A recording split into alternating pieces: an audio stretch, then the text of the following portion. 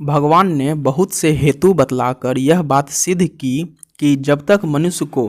परम श्रेय रूप परमात्मा की प्राप्ति न हो जाए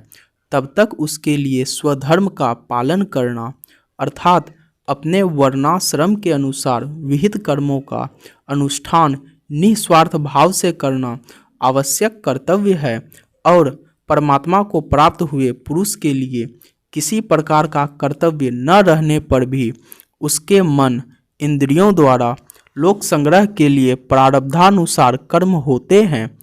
अब उपयुक्त वर्ण का लक्ष्य कराते हुए भगवान अर्जुन को अनासक्त भाव से कर्तव्य कर्म करने के लिए आज्ञा देते हैं और कहते हैं, तू निरंतर आसक्ति से रहित होकर सदा कर्तव्य कर्मों को भली भांति करता रह, क्योंकि आसक्ति से रहित होकर कर्म करता हुआ मनुष्य परमात्मा को प्राप्त हो जाता है।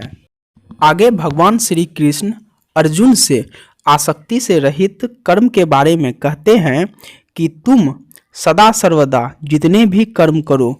उन समस्त कर्मों में और उनके फल में आसक्ति से रहित होकर उनको करो। किसी समय कोई भी कर्म आसक्ति पूर्वक न करो। उपयुक्त पंक्ति से भगवान ने यह भाव दिखलाया है कि तुम्हारे लिए वर्ण, आश्रम, स्वभाव और परिस्थिति के अनुसार जो कर्म कर्तव्य हैं वे ही कर्म तुम्हें करने चाहिए।